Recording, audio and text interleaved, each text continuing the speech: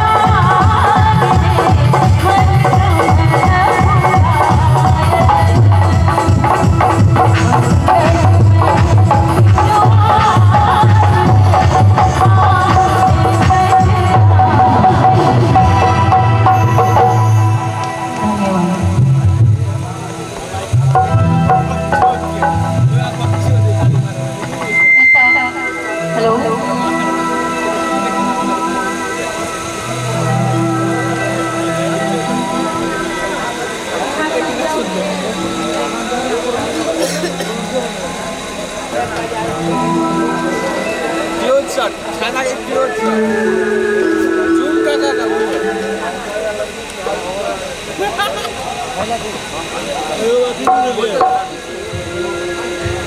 हाय मैं हम ललित स्टेजवर आमंत्रण नहीं आओ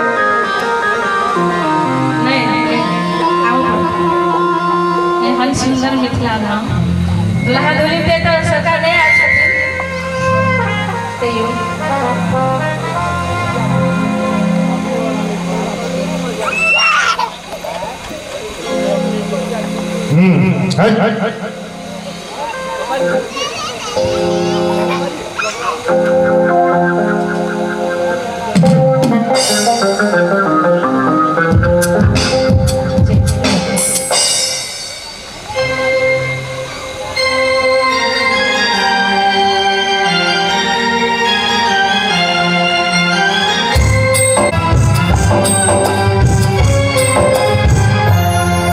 हर सुंदर मिथिला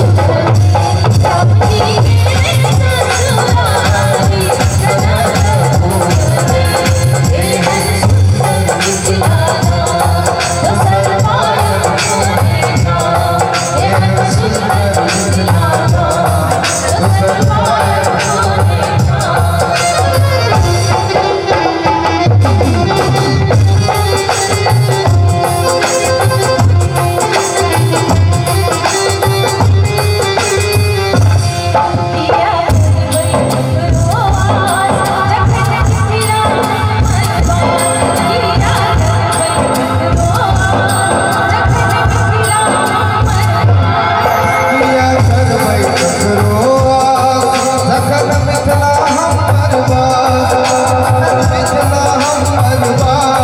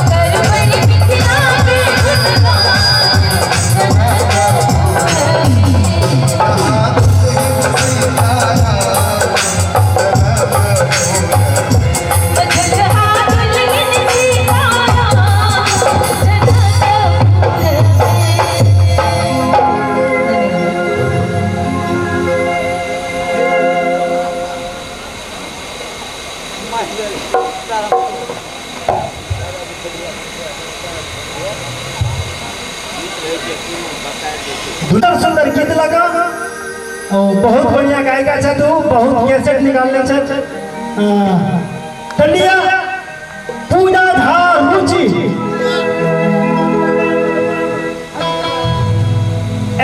पूजा झा रुचि अब अहाँ सबके रुचि पर चढ़े ना नहीं चढ़े लेकिन पूजा झा रुचि छ तू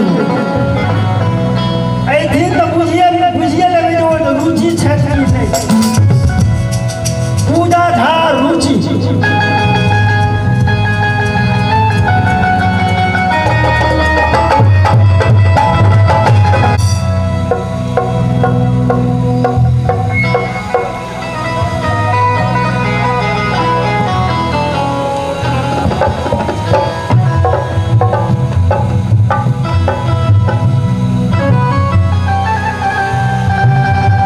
जोरदार ताली से स्वागत करियो पूजा झा रुचि जी के मंच पर आबि चुकल छथिन। जोरदार ताली से स्वागत करियो। जतने लोग रहथिन ओतने न बजेथिन, अगर जतबे जोर है ततबे जार लगबे से बात पूजा झा रुचि। हेलो हेलो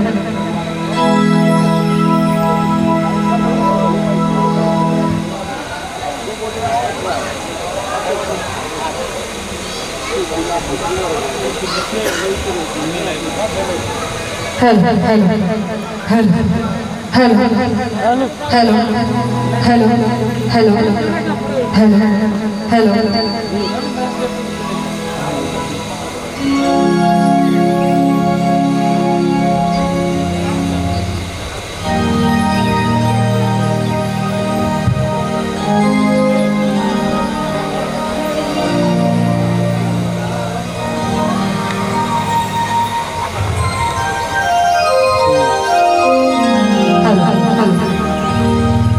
सबसे पहले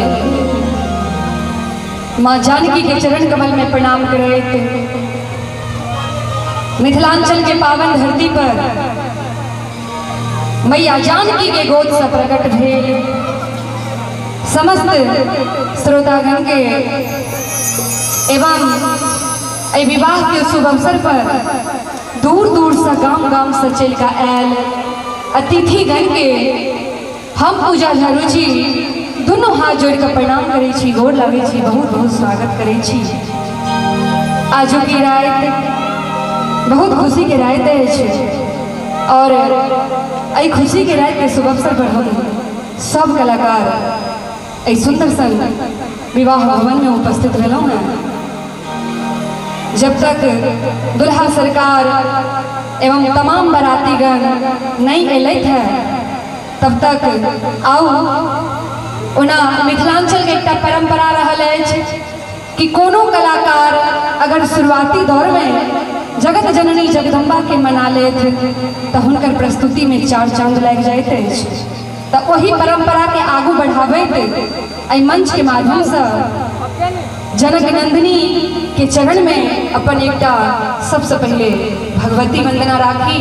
ओहि के बाद जेना जेना चूँकि विवाह के शुभ अवसर पर आयल छी तो रंग बिरंग के विवाह गीत है, लेकिन ताहि से पहले आओ सुनी ई सुंदर सन माँ भगवती वंदना। लेकिन जतबे गोटा छी चाहब एक बेर सब केओ कनी भगवती के नाम पर, जानकी जी के नाम पर कनी दोनों हाथ उठाकर प्रेम से जयकारा लगा दियो। कहियो सीता मैया की, कहियो दुर्गा मैया की। बहुत बहुत धन्यवाद। और आओ सुनी इस सुंदर सन माँ भगवती वंदना। एक भक्त माँ जगदम्बा के दरबार में जाए छथिन और माँ सखी कहे छथिन आओ एहि भजन के माध्यम से सुनै छी। हे सब दीना हम पूजै छी, हे मैया हमरा दिसने तकै